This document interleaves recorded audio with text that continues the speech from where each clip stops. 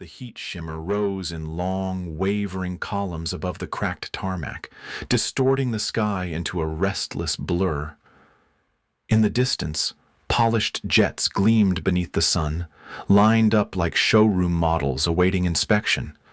Closer to the edge of the lot, where the concrete faded into hardened gravel, sat an A-10C Thunderbolt, its matte gray skin streaked with sun-bleached grime. The nose had dulled, the undercarriage showed heat damage, and the cannon muzzle bore the fine dust of too many landings. It looked nothing like the sleek F-35s parked along the central runway. But it was ready. Tessa stood beside it, one boot on the shadowed edge of the wheel strut, her kneeboard tucked under one arm. The sun-faded flight suit she wore had seen too many flight hours to impress anyone here. Her name tag was half threadbare, her gloves looped through her belt, her collar damp with sweat. She had arrived early, before the coffee carts rolled in, and the media team unpacked their drones. Now the air was crowded with laughter and the scent of sunscreen and exhaust. Someone passed behind her, talking too loudly about gimbal stabilization and photo angles. Another voice chimed in, teasing a French pilot about touch-and-go landings. No one spoke to her. Across the ramp, folding chairs were arranged beneath a canopy where a public affairs officer in crisp khakis adjusted a microphone. A group of pilots clustered in mirrored sunglasses, passing bottles of water and nodding through a checklist on a tablet. Her name was not on it.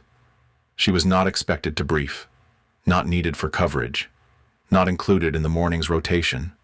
Tessa walked slowly toward the edge of the operations tent, staying outside the circle of shade. A captain from Canada adjusted his cap and glanced her way but said nothing. She stood behind a speaker stack, half in shadow, listening. Inside, the words moved fast. Something about convoy movements near the red corridor. Then came the phrase that made her blink once and listen harder. The voice said, "No hostile signatures," but we still had to authorize the strike. Another followed. They were off manifest. Not our responsibility. Tessa said nothing. She shifted her stance slightly and noted the time. The brief moved on to logistics and drone resupply. She stepped back from the tent before anyone could dismiss her again.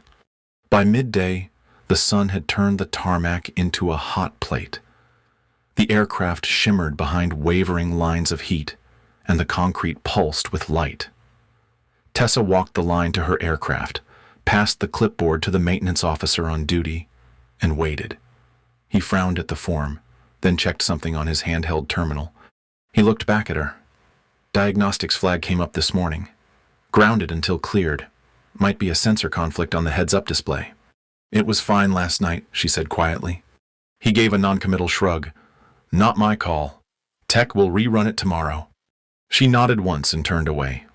As she walked back toward the flight shack, two younger pilots leaned against the cargo rack near the fuel cart. One of them tilted his head toward her and smirked. "Didn't know the old Warthog had fanboys still assigned." The other chuckled. "That one's not flying. Probably here to sign a retirement form." Tessa kept walking. Her kneeboard was still tucked under her arm. She adjusted its strap, thumb tapping softly against the handwritten notes inside. No one else had those coordinates marked. No one else had drawn the arc of the ridgeline or noted the sudden convoy signal dropout. She had seen it. She had circled it. The sky turned pale as the afternoon wore on. More jets lifted and landed in succession, their roars tearing across the base like declarations. Tessa stood by the wire fencing behind the maintenance tent and watched each departure. No one called her name. Her own aircraft remained idle, parked on the outer edge like a relic no one wanted to touch. Later, after the crew lights dimmed and the operations boards had switched to night cycle, Tessa climbed into the cockpit of her A-10. The heat from the canopy had faded, replaced by the dry sting of dusk.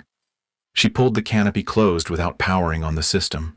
Her headset rested on the dash, silent. She didn't reach for it. Inside the cockpit, the scent of dust, old leather, and engine grease wrapped around her like a worn memory. She traced a finger across the head's up display screen.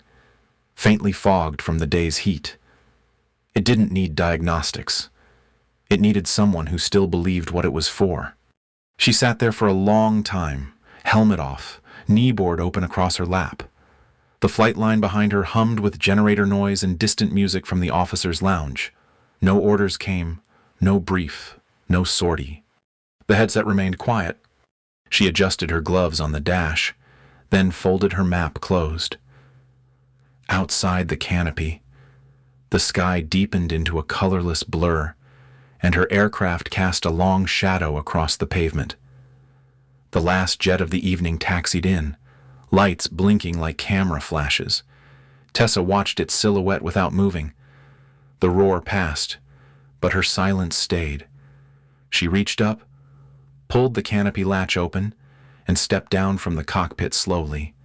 Her boots touched the ground with a soft thud. Dust lifted, then settled. She said nothing at all. The overhead bulb in Tessa's quarters flickered once, then settled into a low, steady hum. She sat on the edge of her bunk, sleeves rolled, elbows resting on her knees, her cracked laptop balanced across her thighs. The screen glowed faintly against the dim room, its edges ringed with heat shadows and dust smudges. She leaned forward, dragging a cursor across a time-stamped overlay. 2 satellite images sat side by side. One showed a desert track with faint convoy shapes moving westward. The other showed the same stretch, scorched, cratered, still smoking. She tapped between the frames, watching the sudden shift from order to void. A page of hand-drawn notes lay beside her. Thin acetate sheets with terrain lines traced in pencil, layered and taped together at the corners. Arrows marked wind vectors. Thin red circles enclosed signal drops. She flipped one sheet back and studied the thermal scan again. The heat signature was unmistakable. A convoy of civilian trucks, traveling unescorted. The logs listed no accompanying armor, no radar jamming, no deviation from course. The drones reported no hostiles in the region. Still, a strike had been authorized. Tessa reached for a second sheet and laid it over the top. The edges were frayed from handling. She aligned the ridge marks and cross-checked the targeting log. The firing coordinates matched perfectly. She blinked once. Then she opened the log metadata, checking the chain of entries. The file showed 3 users, 1 initial clearance, 1 targeting update, 1 redaction. That last entry came 2 hours after the strike, timed perfectly with the evening press debrief. She leaned back, exhaling slowly. Her gaze drifted to the edge of the desk, where an old thumb drive lay scorched and useless. She had used it once on a previous deployment.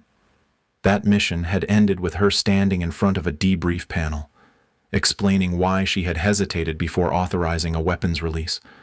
A suspicious building near a floodplain, shadowed by low trees. She had called for visual confirmation. By the time the request went through, the target had moved. The strike window closed. She was reprimanded for procedural indecision. It was a formal entry on her file. That had been 5 years ago. She clicked into the next drone file, comparing GPS tracks. Another convoy. Same valley corridor, same pattern. Moving west, then disappearing. No hostile markers, just sudden silence. She minimized the window and sat still. The flickering light caught the edge of her kneeboard, open on the table beside a small jar of graphite shavings. She had used them earlier to sketch a slope gradient. The graphite left faint smudges across her palms. She turned back to the screen and loaded the heat signature file again. It played in muted tones. 1 minute. The vehicles glowed with steady warmth, moving in staggered lines. The next, a wash of bloom and noise, then nothing. No return pings, no follow-up movement, just scorched terrain. Tessa opened her secure notes folder and began transcribing her findings. Her fingers moved in practiced rhythm, silent against the worn keys. No dramatics, no speculation, just details. Time, date, trajectory, strike radius, missing entries. She didn't include theories, only what she could prove. When the document reached 100.0 lines, she stopped. She highlighted the final segment, encrypted the report with a one-time password, and prepared it for submission through the ethics review channel. The report would enter the system untagged, scrubbed of metadata, routed through a chain of anonymous filters. Still. Her chest tightened as she clicked send. She shut the laptop and rested both hands on top of it. Outside, the compound was quiet. The generators hummed in the distance, and somewhere beyond the fence, a dog barked once and stopped. The silence was not peaceful. It felt like a vacuum. She stood slowly and crossed to the small window. The tarmac was empty except for a few ground crew shadows moving under the wing of an F-15. The sky above had lost its color, fading into ash and orange. A single contrail crossed overhead, fading as it arced away. Tessa watched it disappear. Then she turned back to her bunk. She didn't sleep. By morning, the hall outside her room buzzed with casual movement, clipboards slapping against thighs, the scrape of boots, soft conversation in half a dozen languages. She stepped into the corridor, fully dressed, her kneeboard closed and tucked under one arm. A tech officer walked by, nodded once, and looked away before she could respond. She reached the comms tent just before 7. Her badge registered at the entry panel, but the screen blinked red. Access denied. She tried again. Same result. Inside. She saw another pilot glance her way, then quickly shift his eyes. A different officer stepped out and paused when he saw her. He offered a quiet smile. Polite, but strained. "Network's in diagnostic loop this morning," he said. "Might take a few hours." Tessa nodded. She didn't ask anything further. She stepped aside and walked toward the hangar line. When she returned to her quarters, her room had been entered. Nothing was missing. Nothing was said. Her files were untouched, her bunk still made. But the thumb drive was gone. In its place, a sealed envelope rested on her desk. No markings. She opened it slowly and found a standard inspection report inside. Routine, no violations, no comment. But the message was clear. She sat down again and opened her laptop. Her drone folders were empty. The thermal files gone. The overlays no longer synced. Her saved routes had been stripped from the nav logs. She closed the lid and stared at the back of her hands. The graphite stains were gone, but she could still feel the weight of them. On the shelf above her bed, the flickering lamp buzzed faintly. She did not turn it off. Later, she took out a fresh sheet of acetate and drew the valley from memory. The heat had scorched the truth, but the terrain still held the shape of what had been. The office was small, barely wide enough for the two chairs that faced each other across a metal desk. The overhead light flickered once before settling into a dull glow. The air inside smelled like paper and plastic, the kind of stillness found in places that were used for decisions, but not for comfort. Tessa sat with her hands resting calmly in her lap, her flight gloves tucked under one thigh. The officer across from her wore the expression of someone rehearsed, someone who had delivered versions of this conversation too many times. He didn't raise his voice. He didn't accuse. Instead, he offered a soft smile that didn't reach his eyes and spoke in the kind of passive, practiced tone used to smooth over tension. "We've noticed some unusual activity in the classified partitions," he said. "Just cross-referenced queries and pattern flags. It's nothing disciplinary." Tessa nodded once. "Understood." The man adjusted a folder on the desk, though he hadn't opened it. A few inquiries about archived drone data, coordinates outside your flight rotation, flagged heat signature overlays. None of it inherently problematic, but it caught a few eyes. "I was reviewing previous terrain overlays for route comparison," she said, keeping her tone level. "Of course," he replied, his hands folded loosely. But some of those overlays were restricted, more sensitive than others. He paused. "After what happened in Guatemala, I think you can appreciate the importance of maintaining boundary awareness." Tessa said nothing. The reference wasn't subtle. It never was. That reprimand had become a shadow, always behind her, always within reach. The officer continued, "You're a skilled pilot, resilient. But sometimes, resilience without direction can look like resistance. That's not what we need out here." There was a long pause, a soft click from the ceiling as the fan blades shifted gears. He leaned back slightly and folded his arms. "Command would prefer you remain focused on the tasks aligned with your current clearance. You're still flight capable, but not on the next rotation. Consider it logistical reshuffling. Temporary." Tessa looked at the edge of the desk. One of the metal corners had a notch in it, as if someone had once scraped it with a key. The officer's voice softened. "We're not taking anything from you. We're just asking you to stay in your lane. Let others manage the higher clearance traffic. This isn't your concern." She nodded slowly. "Understood." He smiled again, this time as if the meeting had gone exactly the way he hoped. "Good. We're all on the same team." Outside, the hallway lights hummed. Tessa walked without hurry, her steps even. A young pilot from the previous briefing passed her near the stairwell and looked down quickly. He didn't speak. When she reached her quarters, her door was slightly ajar, not open, just shifted. Inside, everything was in place. Her boots, her jacket, her folded undershirt. But one drawer had been left cracked open, and the envelope that held her reprimand from 5 years ago now had a fresh crease down the center. She didn't touch it. Later that evening, long after the lights dimmed across the base and the last scheduled flight had returned, she walked the edge of the tarmac. The hangars were closed except for one, where Juliet 9 rested under low sodium lights. Her A-10 looked older in this kind of light, its body soft at the edges, almost ghost-like. But to her, it looked like clarity. She reached into the canvas bag slung over her shoulder and removed a small GPS stick, one she had rebuilt herself from surplus parts. The casing was scratched, the label worn off. She approached the aircraft in silence and climbed into the cockpit without switching on the power. Inside, she slid the stick into the auxiliary port beneath the nav console. A faint green indicator lit for a moment, then disappeared. The flight path she had built loaded in the background, invisible to the central system. It arced south, hugging terrain, dipping below coverage.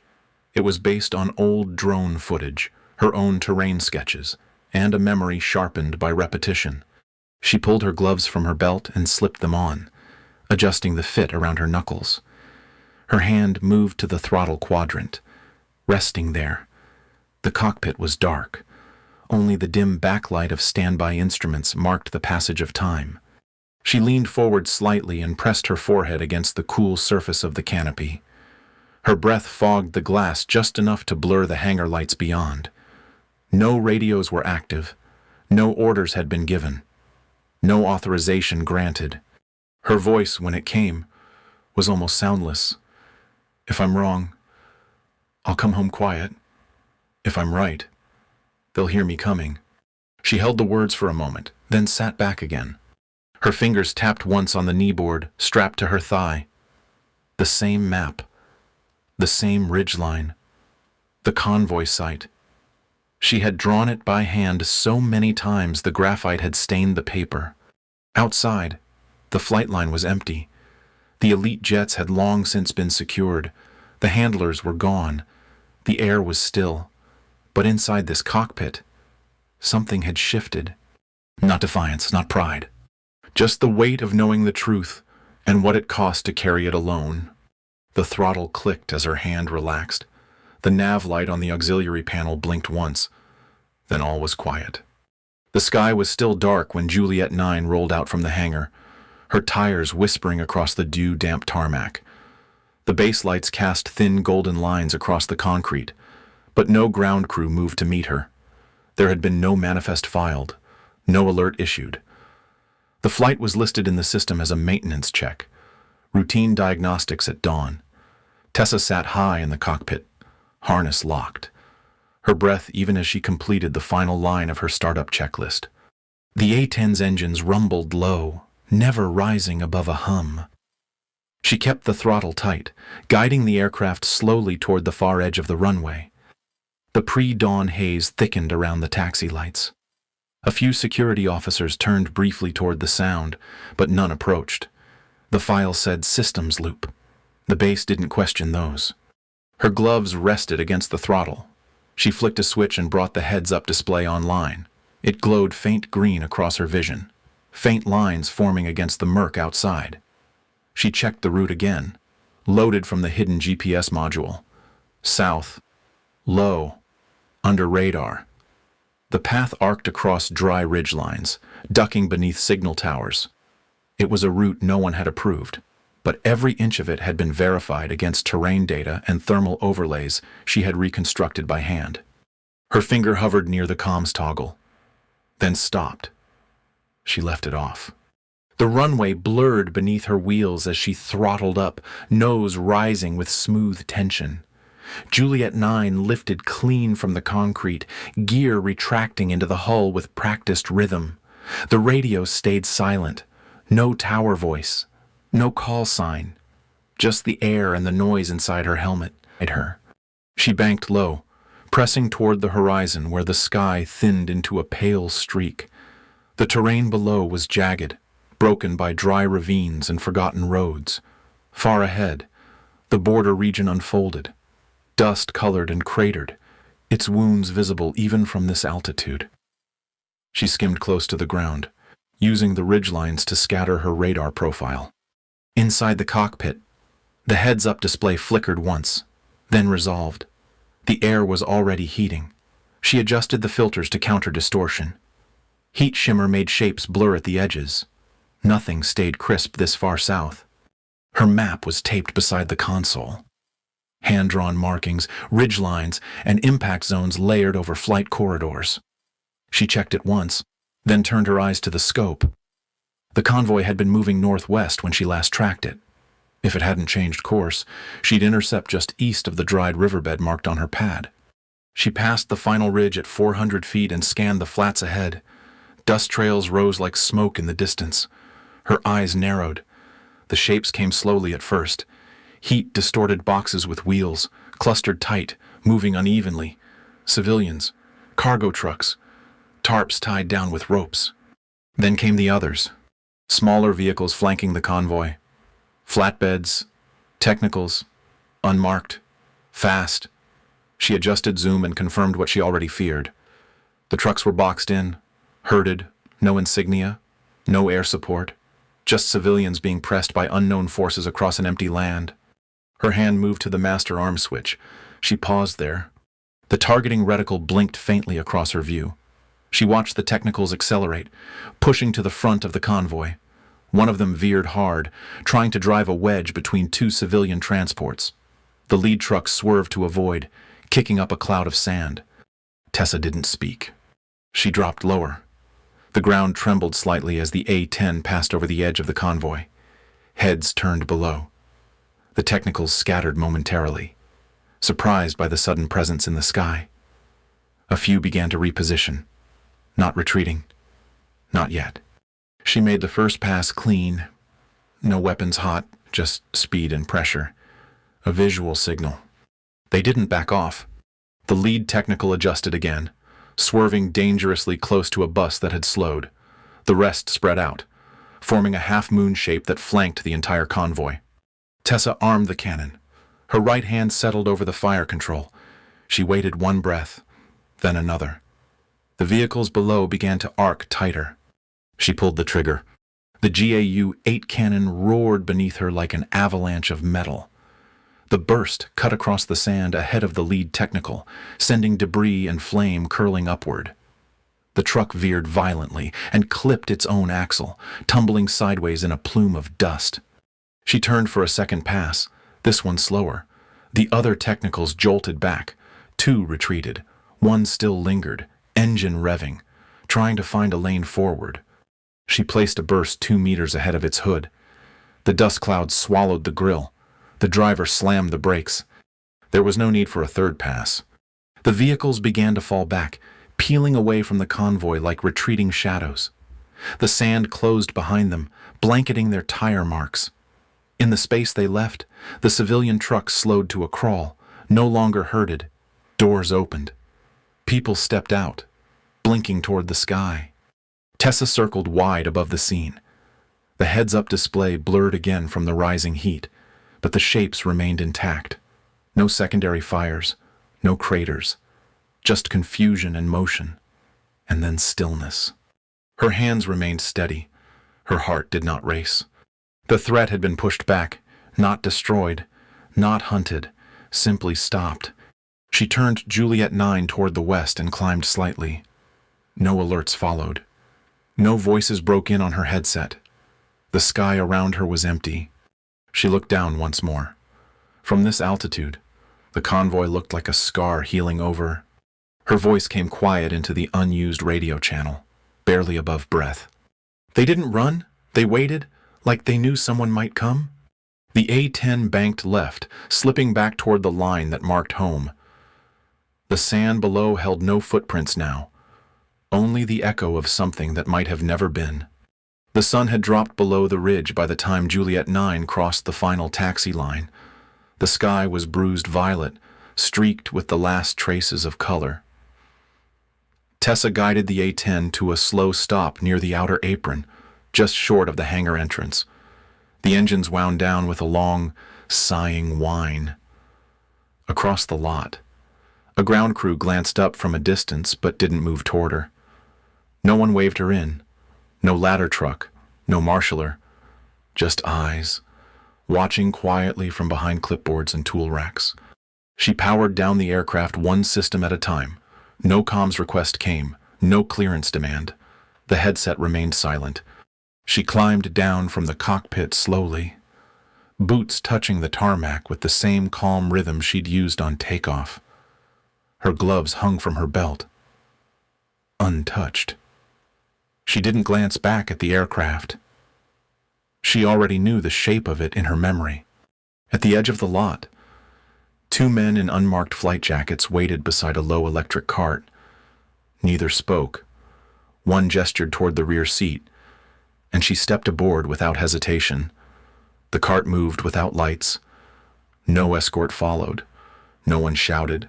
No handcuffs. Just silence. Inside the command building, the lights were dimmed for night rotation.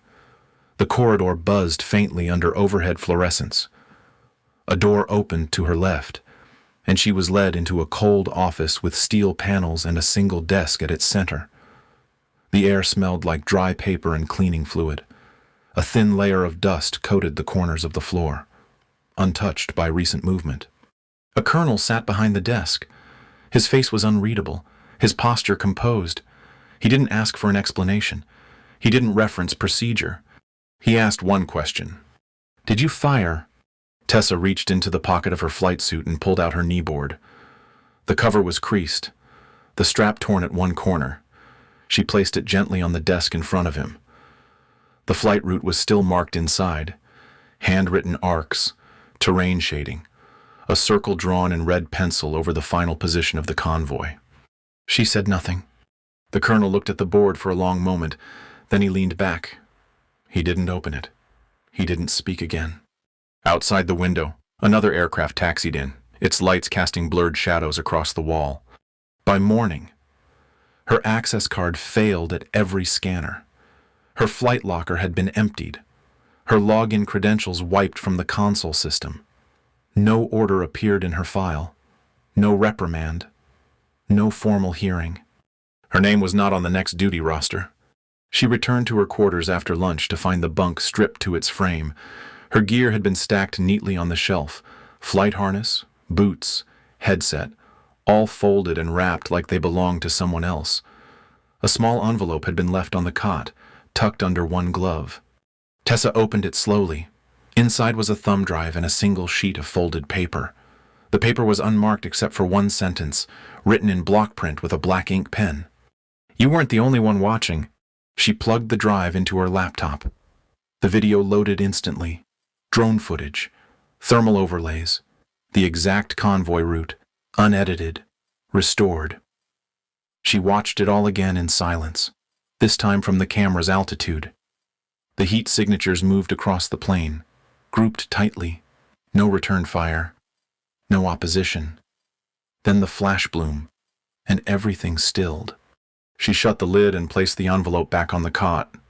Outside, the sun was setting again. She sat on the edge of her bed, unrolling her gloves one at a time. The leather still held the shape of her grip. She didn't put them on. She just placed them beside her, fingers curled slightly inward. A blank monitor glowed in the corner, awaiting input. It stayed empty. She stood and began packing. No urgency, just measured movement. Her name would not be called again. Her badge would not scan, but her steps remained sure, as if each movement still mattered. When she finished, she left the envelope untouched on the cot. She paused in the doorway, looking back once at the corner shelf, where her spare flight suit still hung. She didn't take it. She walked across the compound as dusk settled in. At the edge of the flight line, she stopped beneath the shadow of the maintenance tent. Her eyes traced the rows of parked aircraft. Juliet 9 was still visible, tucked near the far end, almost indistinct now beneath the haze of fading light. She stood there for a long time, silent. No one came. No one needed to. The report appeared one morning in a secure internal database, buried under logistics updates and fuel audits. It was only a paragraph long, most of it redacted. The entry read, "Unauthorized aircraft intercepted convoy disturbance in disputed territory. Civilian engagement prevented. No casualties reported. No name was listed. No squadron noted." The incident was marked as closed. Far from that screen, across the ocean and half a continent south, the dry ground of the refugee corridor cracked under late summer heat. A convoy of aid trucks had arrived days earlier, delivering medical crates and water tanks. The children had followed them in, laughing as they raced between canvas tents and splintered fence lines. One of the girls dragged a toy airplane made from scrap tin. Its wings were crooked, the tail bent. On the nose, someone had painted two white tusks with chipped enamel. It looked nothing like the polished jets they saw on posters. It looked real. The sky above the camp was quiet. At a reserve airfield stateside, the late light of afternoon cut across the edge of an open hangar. Inside, mechanics leaned over an engine housing while a group of trainees stood in a loose semicircle nearby. A row of aircraft stretched beyond the shadow line, most of them parked and cooling. A woman stepped out from the far side of the hangar, boots scuffed, duffel bag slung over one shoulder. Her clothes were plain, civilian, and her hair tied back. There was no name patch, no insignia. As she passed, one of the new pilots looked up. He nodded toward the line of aircraft with a casual smile. "You ever fly one of those?" Tessa glanced toward the ramp. Her gaze paused briefly on the A-10 parked at the far end, its nose dull under the sun. "Sometimes," she said. "It's not the roar they remember. It's what followed after, when the dust cleared, and someone was still there."